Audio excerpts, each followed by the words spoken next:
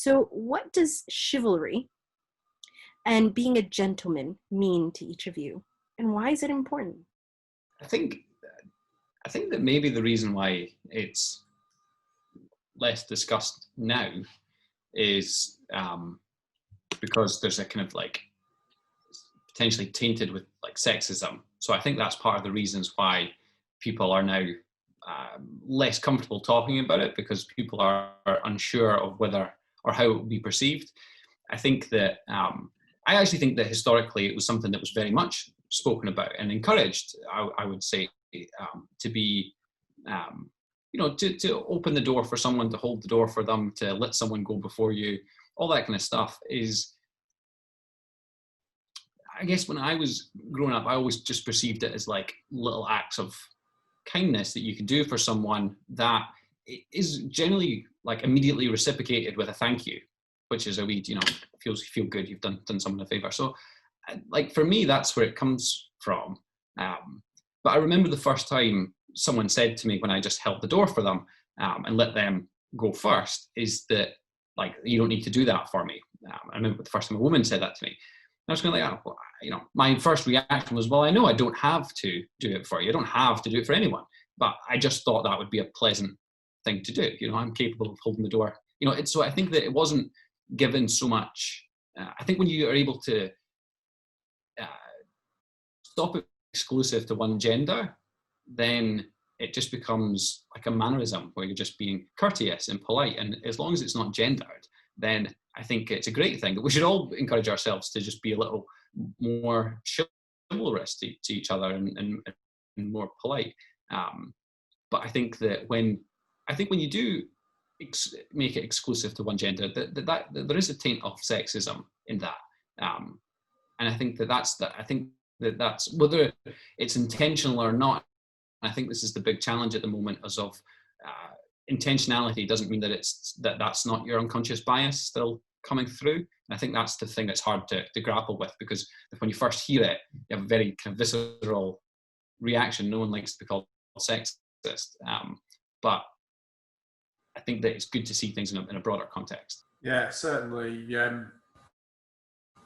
One of the issues with that is that the person that calls you out and opening the door for them doesn't see you open the door for everybody, that in all situations, do they? So it can go a bit wrong there as well. I suppose when I think of chivalry, I think of reading books about Arthur and the Knights of the Round Table when I was a kid. It was always to do with knights fighting or displaying their prowess to impress the ladies. Like Bruce has outlined, that historic use of it does skew it in one direction and make it a bit weird, because when I was thinking about this, thinking about how we display this, that idea of knights rescuing people, or in fairy stories, princesses needing rescued, it is all really uncomfortable today. It's just from a different time. And one of the other confusing things, I suppose, about it nowadays is some women still actually want to be rescued. Whether that's good for them or not is another matter. But you can't ever know who's going to want it and who doesn't. If you don't really get the dynamics of personal responsibility, then you can be in for a shock when you do some of these things. But yeah, I mean, that predominantly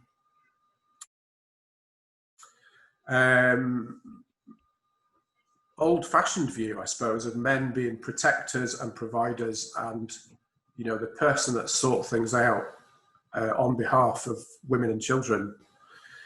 There is a lot of good in it, and there's a lot of purpose that gives men who otherwise don't have purpose. The problem, I suppose, is that it does cause, or if you overstep the boundaries of personal responsibility, then that's when it starts to go wrong. And also that, as we've talked about before in these conversations, gives an added pressure on men to never be weak. You know, to never be able to say, I'm sorry, I can't provide you, I'm sorry, I can't do this at the moment, without feeling like a failure. So I think really growing up as young men, we do tend to notice when there are good deeds done that you might put under this sort of heading of chivalry, but I don't think we think about them, and I don't think we define them, and I don't think we really discuss them amongst each other. I certainly don't. Although I do discuss behaviour with my friends and about how they treat, you know, their families. But chivalry, yeah, I think unless you were sat watching a film about Arthur and the Knights of the Round Table, you might never think of the word. In my case, it's something similar to you, Tim.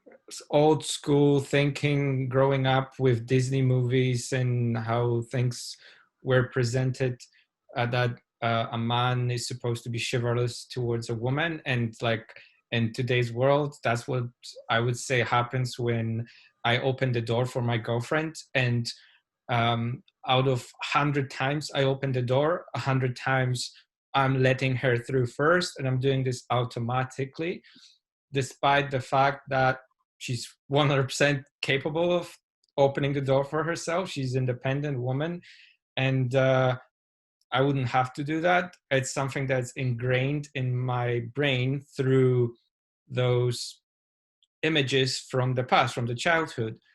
However, whatever people are saying about sexism and if it's right or wrong, in my personal opinion, I don't think doing those good deeds, like you said, Bruce, is anything wrong, even if it's like, I can imagine that somebody might be reading something into such innocent gesture as opening the door or doing something for somebody else, but at the same time, it's a good thing. Like I for example, personally don't understand why people have kind of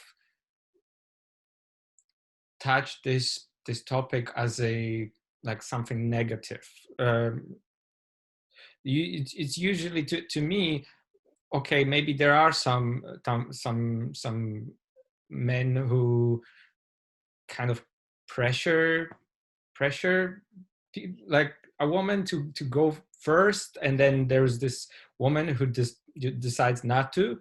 But on the other hand, I think this is such a nice gesture. I don't understand why people would, you know, find anything negative in it. It's maybe today in this conversation I'll discover, maybe will open my mind a little bit, but from where I'm standing, it's a nice thing to do. And it's just an example of the opening the door, but there's several things that we can do for someone, and particularly for women, but for men too. Like simple things, nice gestures. I don't see anything negative in it. I mean, just to, I suppose, like, play devil's advocate, is it's like, I suppose it's a matter of perspective and experience. So if someone feels as though that they are constantly, their whole like identity is undermined regularly by people to the point that they don't feel like they're capable, and so there's an element of this idea of it is a form of dominance, is to do that. And I think that that's potentially where people have like an issue with it, is just like it's just another form of male dominance over the situation. I personally feel like if you do it for everybody, then it is still there is still a dominance in it, because dominance is sometimes doing a gesture for someone, like opening the door or being chivalrous or being polite. Like a lot of these things can really relate back to like leadership styles, which is letting people speak, letting people go first, stepping back, not being, kind of allowing people to, you go after them type of thing. So I think that all those things are interwoven. But I also think that, Tim, you made a very good point, which is that there are lots of people out there who love that. And there's lots of women out there who like that. And there's lots of men that like it. And there's men that don't like it, women that don't like it. I think there is an element of that. It's not about enforcing your own way upon everybody. If someone said to me, you don't need to hold the door for me, I actually find it patronizing. Okay, I didn't mean it to be patronizing, but I'll not do it again. If it's an issue, because it wasn't a massive gesture in the first place, and so I'm happy just to let it go. So I think it's just about being considerate of each individual that we're with. But I do think that chivalry can still be used and it is used by leaders to have a certain element of dominance. I agree with that.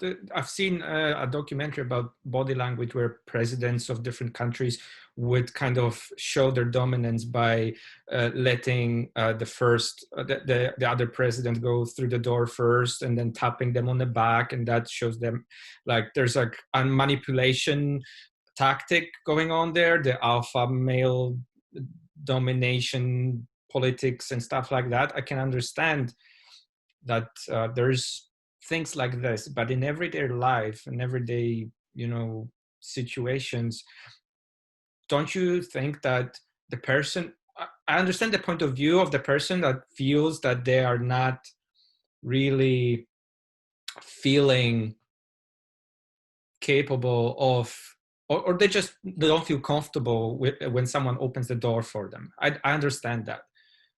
But making an issue out of it is maybe sometimes the issue itself. It's not like making a big deal out of it could be an issue in itself, not the gesture. I suppose it's how you respond that determines whether it becomes a big deal or not. Okay. So them saying to you, oh, you don't need to do that for me. It's how, if I was to perceive that as an attack on my character, then that would be the thing that made it a big deal rather than them just letting me know that, I think that, but I totally hear what you're saying. It's difficult in real life. It's easy to discuss it in the abstract. It's difficult in real life when sometimes you have gone out your way to be extra polite and, you're not sure how that's going to be perceived or it's not perceived well. How you actually respond in the moment is much harder. I think personally that also what is important in that moment is intentions, and that person, I think, also kind of has a chance to read your intentions, because generally I think the intention there is to be nice and polite and do something good for a person rather than dominating. But again, it's a topic. That's why we're talking. I think that's why we have to talk about this. Yeah, and in that situation, Alan, I suppose that's where the wider historical experience comes in, isn't it? Because if somebody is fed up of having to,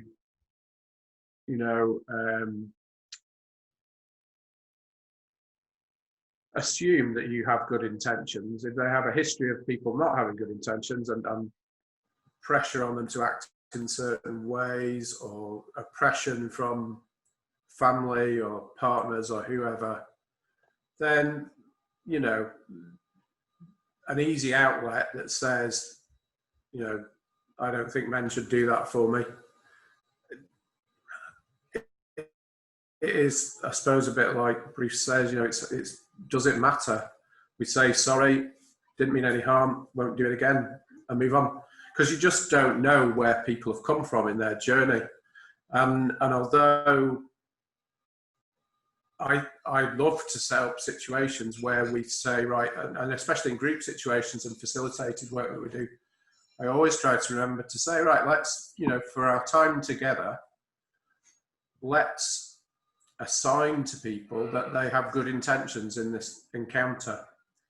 But with strangers, you can't do that because there's no agreement. There's no contract between you and a stranger about whether you open doors or not until it's been set up.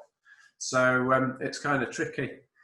But what I do find lovely about this, whenever we talk about male manners or chivalry, it always comes back to the door opening thing. And realistically, you either do it, or if people don't hold the door for you, you kind of think, why didn't you just do it? That's rude. And if they do it, it's nice, but that's from a white male perspective. But the wider picture for me, looking back at those stories of knighthood and some of the positives that came out, but again, with the possibility of them going wrong, are things like valour and honour and how they are interpreted. Because honour's a lovely thing, to stick by a code that you have agreed with somebody, and to be a person who does what they say they're going to do and goes out of their way to make sure they uphold the things that they've promised, is a lovely set of qualities. But when you think about around the world how men have overstepped the mark in that, I mean, again, we see this a lot in popular culture, but you also see, if you look at studies of Latin American men where there's a particularly strong feeling of my honour must be defended, causes all sorts of problems with violence and spirals of aggression that if somebody's offended, they have to be seen to avenge their honour. And you might think, well, that's just in stories about drug cartels and gangsters, but it's not. When we look at the lives of young Latin American men in South America and in the southern states of North America, that's part of their daily life, and their peer group won't allow them to let things go. Because Bruce, I mean, you described a situation there, haven't you, where our reaction can be, okay, then I'll just not do that again. And things subside, and the tension goes out of a situation. But if you are so bound by the system of, if my honour is slighted, I'm a failure if I don't put that right. The sky's the limit in terms of violence, and that's why prisons the world over are full of very regretful men, and some men who don't regret it at all, I suppose. But the potential for this code of chivalry or honour or valour can be such a cause of problems, as well as such a driver for positive things. It's complicated. No wonder we don't talk about it. And actually, Tim, I think that the kind of things you're describing there, I think are also really prevalent, not to the same degree perhaps, definitely not, but in lots of male social groups anyway, is the idea, particularly in public, I think the idea of being slighted or embarrassed or whatever it might be is high pressure, and pressure to respond in a particular way. I think we've all got, that's a big thing, and is how we respond often is based on how we think the group expects us to respond rather than what we actually want to do ourselves. And I think it's so true, is that it becomes this pressure to behave in a particular way, which is customary, expected, rather than what actually feels natural or right to do in that situation. And I think that I have no idea what you when you're faced with that type of situation, but I think when you are able to be, being chivalrous with people can actually be, even when you're in that pressured situation, it can be an opportunity to be polite and friendly to people, even though it's the pressured situation. And I think that we all kind of, we all are faced in a situation sometimes when how we want to respond is not how the group encourages us to respond. I suppose the only thing you can do is try to find your allies within a group that maybe feel the same way as you. Yeah, certainly. As I've got, as I've got older, my circle of friends has weeded out people who feel honour bound to be macho or, talk about other people in a way that I give you a good example. I was thinking while you were talking, Bruce, about a situation. I did a big piece of work in the prisons in Scotland, particularly around sexual health and sexual health education. And the way that men talk about their sons and their daughters very differently, I think is, comes into this, because sons can pretty much do anything as far as sexual health goes. And there's a bit of that sort of, well, hey, my son's a lad, goes on for some people. But those same people who encourage their boys to be sowing their oats, the way that they talked about protecting their daughters and what they would do to anybody that got their daughter pregnant or, messed them about. It's, that feeling is prevalent here, like you say, it's across all sorts of societies as well as just the ones where it's more in your face and more violent. But yeah, I think one of the balances to get right in this, isn't it? Is to be kind, to be generous, but also to be assertive. So I'm getting the idea of being assertive right, of knowing that you have rights and knowing that other people do too, and you want to balance those between you, is where this comes in. And I think last time when we spoke, I talked about, I'm always banging on about, can we please educate our children to be assertive, boys as well as girls, so that we get this stuff right, and can be kind and polite and helpful with other people without it being seen as something that's unusual. So how do you foresee normalizing this concept of chivalry or gentlemanliness? How do you normalize manners that have, due to media and societal norms, become less than desirable? I think it's the usual thing, isn't it? That we try and take the positives out of it and adapt our behaviour to jettison anything that is problematic, because you're not really losing anything in that. If you lose behaviour that can be harmful to other people, you haven't lost anything really, because all you've done is stopped upsetting somebody. So yeah, the positives for me: strength of character, really necessary through life to get through challenges; resilience, this idea that I can cope with challenge; keeping your word, being fair, having this sense of justice, all these really positive things that can come out of it, that everybody's a winner. If we all act in this way, everybody's a winner. And like Bruce said, instead of thinking this is only a manly thing, it's a person thing, it's a human thing. So yeah, if you do all that stuff, you're not going to have any time for the rest of it anyway. So busy. I think that, Tim, what you were saying there about the experience of how fathers in particular talk about their sons and their daughters differently, and it just made me really think all the way back to the kind of the origins of, or how we use chivalry today, and that idea of like,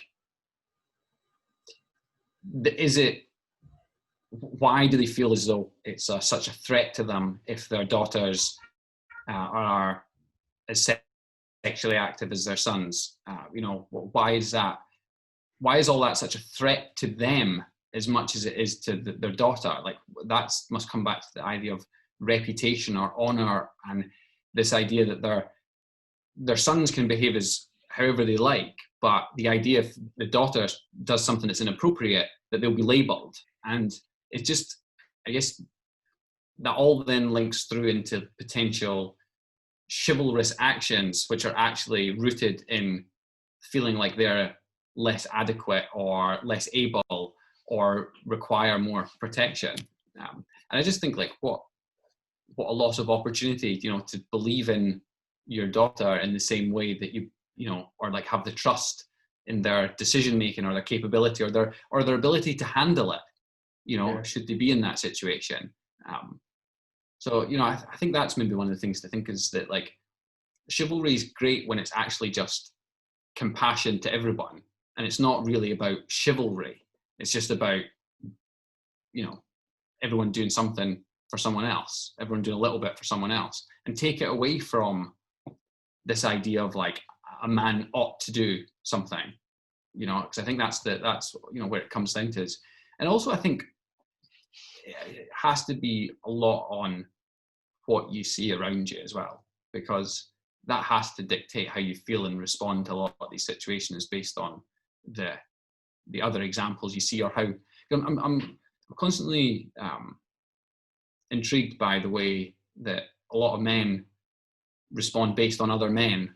Not, you know, they don't actually act based on their own interest or even the interest of a potential, you know, another half or whoever. A love interest isn't actually as big a motivator factor as other men. And I think how do we break down that idea that that's the only people you have to seek approval from? Yeah, definitely. I think the route out of this is the same for most of routes out of typical masculine behaviour, and it's to encourage and educate and support emotional intelligence. Read in the room, like you were saying. You know, read the current situation, think what you need to do, be self-aware, and deliver on the way you want to be as a person. And if we can, you know, if we can get that in the context, like you say, of being helpful and being kind in the world, then you start to reduce working on expectations and work on what's needed between you and the person that you're interacting with, don't you? And I think it's a really interesting way to look at it, that, you know, that code of chivalry is what you've just described. It's a way of acting based on what another group of men want you to do. And the world's not in the same place anymore, is it? We've got a lot of those codes, a lot of those sets of rules are redundant because of our greater understanding that, well, I suppose that women are capable of things and they don't necessarily need protecting. And I mean, it just sounds so outrageous to describe some of those old-fashioned models of gender, because they're so silly. They make no sense, but they do still go on. I mean, I'm working with somebody at the moment who's in a family situation where that is exactly what she's faced with. She's trying to make her way in the world, and she's been quite forcibly, in an emotional sense, being held back from doing that because she's a girl. So, as ridiculous as it sounds to say people used to believe that women were property and they couldn't do things that men do, it's still there, which is really depressing. So also thinking about the term gentleman. So we use it, I think, without a lot of thought these days. And again, it conjures up different things to different people, but the roots of that phrase are to do with the landed gentry, and in Europe, nobility, well, France, nobility, comes from a French phrase. And again, there's this power of expectation of people from a certain background will act in a certain way. So a gentleman was a fairly lowly rank of landed gentry, but it distinguished you from other groups of men.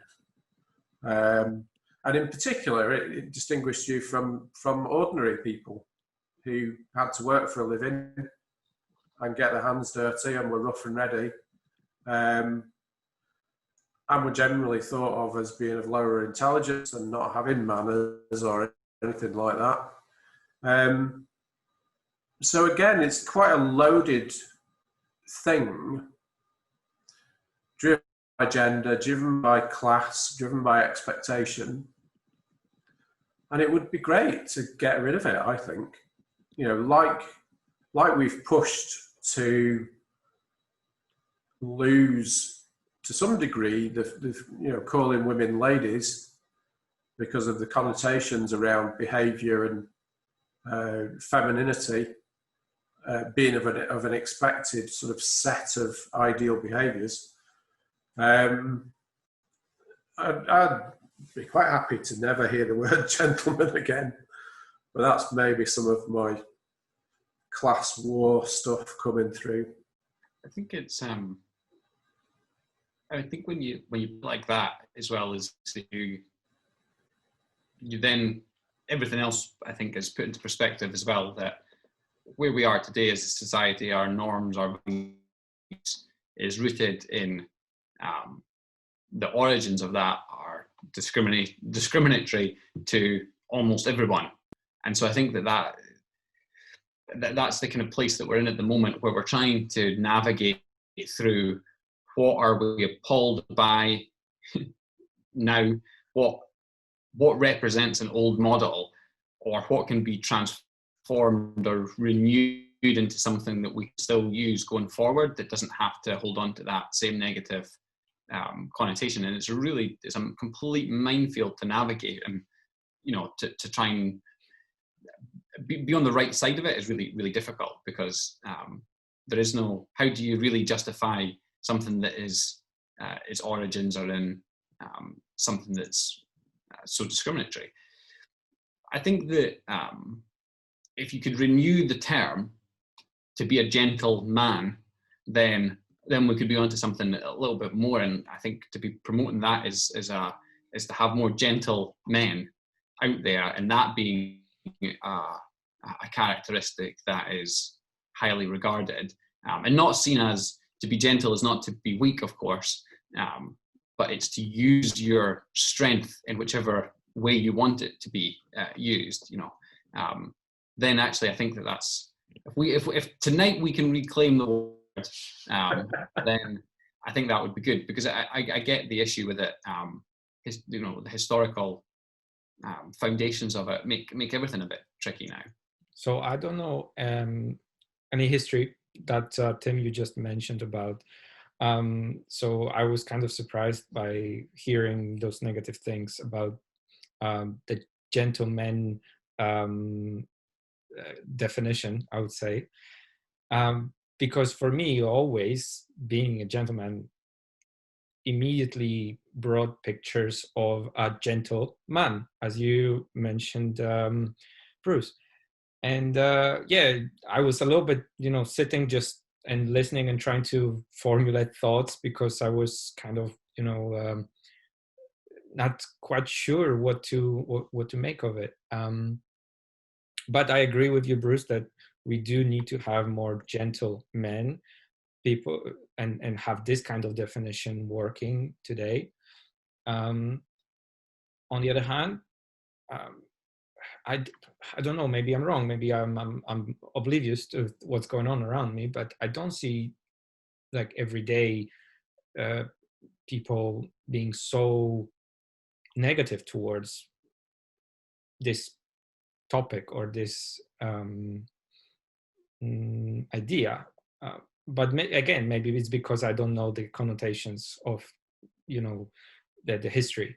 But generally, I see it as a very positive topic, but maybe because I'm just not educated enough. I don't think it's about being educated. I think, there's just historical links to things, and again, there's a lot of positive can come out of the way. The expectations that were on a gentleman in the past, there are a lot of positive qualities to it, just like there are when we talk about chivalry. And we don't want to lose those. Just like in being a gentle person, you don't want to lose strength. Because in a world that is very difficult, you need strength. You need strength in a lot of different ways. And, one of the good things about being a man, I think, is being able to be tough in the right circumstances. and to, you know, and again, in the right circumstances, to enjoy, you know, I'm thinking about the game of rugby. All sport gets a bit weird when you involve men, but it's but the physical game of rugby, you know, getting knocked about a bit for a bit of fun is actually really good. You know, kids love it, and you know, once you grow up, I think quite often, you know, we look down on some of that stuff, that physicality. But yeah, I think one of the positive and wonderful things about manliness and being male is enjoying some of that rough and tumble stuff. So, you know, in the right situation, most things, I think, can have a really positive outcome, positive intention, and not be a problem. It's when we let them get out of hand, I suppose, and you know, using strength to oppress others, using strength to be violent against others. It's not good. But yeah, the qualities of gentlemen in the past, manners, again, being true to your word, being considerate and thoughtful about people who are around you, all that stuff's really good. And all of that stuff makes life better for people who are in our families and in our working environment. So yeah, I don't disagree with you, Alan. I think most people, you know, like you to act that way. But I suppose all I was saying was that, you know, some of the baggage attached to these things is problematic if we don't think about it, and if we don't pull out the best of things and leave some of the more outdated things behind. We've got to adapt. It's almost like not adopting the whole character of what it is to be a gentleman. We don't need to like adopt the whole thing. You know, you can just pick and choose the bits that are positive, and it doesn't have to be that like that identity that people take on, because I do think that gentlemanliness can work as a really effective mask for otherwise really poor behavior, and that as long as you follow the kind of rules of gentlemen, then you somehow should be forgiven for any other inappropriate behavior that goes on in the in-between points, because you're ticking the boxes of I paid for dinner, I bought them flowers, I opened the door, you know, all that kind of stuff. I'm going through the motions. And actually, you know, the experience of being a young person and having lots of young people who are going on dates and friends and people that we know, and some people having this expectation that the person who went on the date with should have had sex with them, and they didn't really understand what they did wrong. That was what they left feeling, because they took them for dinner, they had a good time, they did all the things, and they were left not angry, just confused. And I think that that's not an exclusive experience for people. And I think that's part of the problem, is this, what's the expectation that the man has with being a gentleman? What does he expect in return for being a gentleman? And actually quite often men don't have the best reactions when they don't, so, you know, say buying someone a drink, you know, being a gentleman, someone says, I don't want a drink. You're offended because I've been a gentleman, or I've held the door for you, I've paid for dinner, and people are not grateful. So I think it's also about unpacking the expectations that we have when we take on these seemingly pleasant and nice characteristics. Is, you know, what's the expectation in return?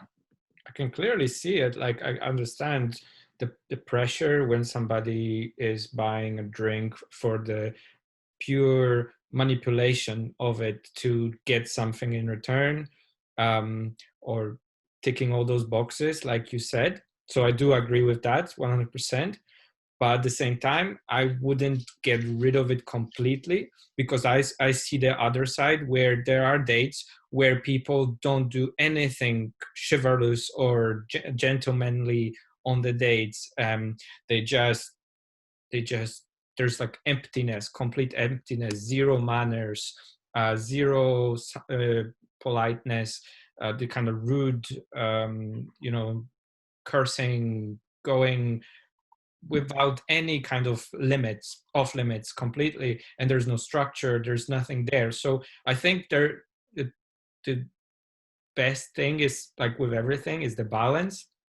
So doing, having those good intentions, doing those polite things, and doing your best, and at the same time not being manipulative and using that to achieve some kind of result, to buy someone or make them do something because I did something. So I totally agree, 100%, but I wouldn't get rid of it completely, because it would, like, to me, it makes life empty. If you don't do nice things to others, not just women, if you don't do nice things to others, life is empty. It's like, it's meaningless to me. It's like the relationships that we have, there's nothing there. That's in my opinion. What happens is it becomes void of connection if we're doing it with expectations. Like Bruce, you were talking about that example of someone, ticking the boxes for every single thing that they should have done under the auspices of being a gentleman, and then not getting the expected reward at the end of the evening. There's something about that could be unpacked some more, if you all want to go there. I suppose for me, that's an example of narcissism, isn't it? Or the focus on the self. So I will do the things that I'm expected to do. Tick.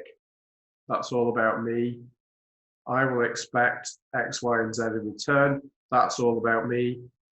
And there's no dynamic of consideration, of empathy, of interest in what another person wants. Because Alan, I totally agree. If you've got a situation where you want to be nice to somebody and you've thought about it and it's for them, so I probably more rarely than I should these days buy my wife a gift. I don't do it because I have to. I do it because I know she likes particular things, and I will buy a gift that reflects that. So, and there's nothing wrong with that. But that's very different from the situation that we're describing, which is whereby people are feeling they're expected to act a certain way. They deliver that by rote, and they then demand or seek payment almost for that in various ways. It's just selfish. So yeah, gift giving's got to be out of kindness, hasn't it? It's got to be out of generosity. It's got to be out of interest in another person, and they will feel to receive that gift. And I think we could apply that to all the aspects of chivalry or aspects of gentlemanliness, that you have to be genuine, and it can still go wrong because you might misread a situation. And if it does go wrong, you do what Bruce said earlier. You say, "Oh, sorry, I got it wrong. I'll try not to do that in the future." I've got a question then. This will be directed to both of you, although I think, Bruce, because you have business experience, maybe you encountered something like this before. So I tend to do this thing, and I've seen this, I learned this from somebody else, and I've seen this done by other people, where you go for a meeting to a coffee shop or a lunch, business lunch, or any kind of, situation where you invite someone in to do business with, have a meeting or whatever. You have a coffee, you have lunch, you have something to that you consume together, and then one person is paying for the other person without expecting anything in return, usually it's considered good business practice to, for example, pay for my client's coffee or pay for my client's lunch and stuff like that. Usually it's, I mean, not 100% of the time, it's no return, nothing in return is expected from them. It's just, I don't know, would you call it courtesy, doing something nice for another person? I don't know if that applies to the chivalry thing or gentlemanliness, but I have zero expectations. Doesn't matter if it's a woman or if it's a man. Now, so you might have encountered this in your life. Somebody's done this to you. How would you, what are your thoughts on this, considering the topic? And also, if that happened to be a woman and I did pay for her coffee or lunch, what, in that situation, if suddenly I would be attacked for doing that, although that's something that I do all the time to anyone, doesn't matter the gender? I would say a couple of things, I suppose. What is that, like, yeah, so in a work situation, it happens both ways regularly, you know, like one person offers, other person offers. Sometimes I think in my context, there is a dynamic expectation on who might pay, although there's never a kind of like you must pay type situation ever happening. But you know, if you're meeting with a giant corporate, for example, it'd be lovely if they put it on their corporate credit card, because then the little startup's not paying for it.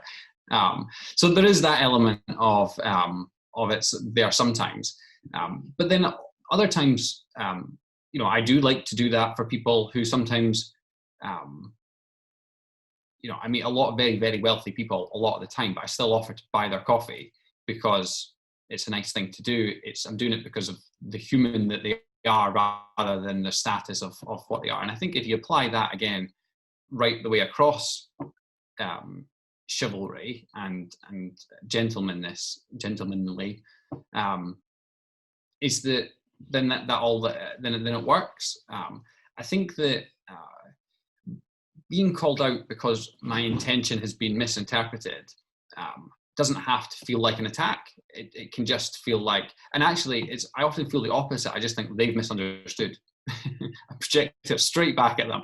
And I just think it in my head, you know, but I just think that, you know, if they're offended that, they've misunderstood. I don't feel like it's my responsibility to justify it all the time though. Sometimes I just go like, okay, whatever. You know, I don't have to spend the next 10 minutes explaining to you why I'm not sexist and I'm just being polite. I just, you know, can roll past it.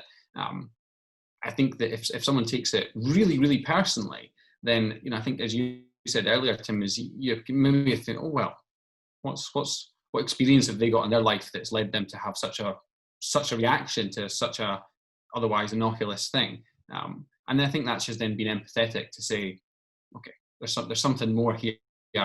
I'm not going to probe. I'm just going to accept it and move on. But I think it just comes back to, because earlier as well, you know, the idea of expecting something, is that transaction, very transactional relationships.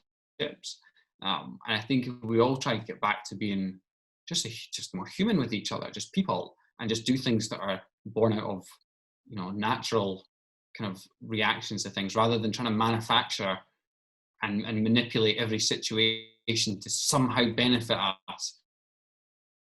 When the reality is, in my experience, is that when you are genuinely good to people regularly without expectation, is you get that back in abundance. You don't need to manipulate it in any way. It just starts coming forth. And so I think if we all stop trying to try too hard sometimes to do things and just relax, maybe. Yeah, I definitely think that's a good way to approach it. That, you know, kindness just makes things better. And sometimes you get it back, sometimes you don't get it back. But that doesn't matter, because, you know, in the moment, it feels good. I think, and I can't quote this properly, but I'm sure I found a piece of research fairly recently that was talking about how kindness is very good for our mental health in terms of manufacturing hormones that help and stuff in the brain, whichever one it is in the brain, serotonin, or, I think it's that one, isn't it? But anyway, I'm going to give a sort of cod scientific version of that because I can't remember it properly. But yeah, being kind is really good for you. It helps with your mental health. And quite often the other person that's on the other end of that, will be so grateful, even if they don't tell you. It makes a difference. It has a really good impact. It stops us having a negative impact. It can be misconstrued, but so what? So yes, let's take the kindness part of chivalry and gentlemanliness, keep doing that bit, and work out how the rest fits into a modern world. I guess my takeaway would be to be kind, and then have the similar attitude to Bruce when things like this happen. Just kind of let go, think of the other person, what they're going through, what they might be experiencing in their life, and just kind of take it easy, not thinking just about my own experience but others, I think. Well, with that, we want to thank you for sharing each of your views and your personal experiences and experiences of others that you've brought into this wonderful discussion. Remember to join us on our last episode of the Genuine Men's Chat Show podcast and Zoom Live for 2020. Share, like, and follow the Genuine Men's Chat on YouTube, LinkedIn, Instagram, and Twitter. Join our Genuine Men's Chat Facebook group to join other men in the discussion on these topics and more. And remember, our motto in 2020 is many men, many conversations. Have you taken your seat at the table yet? See you next time.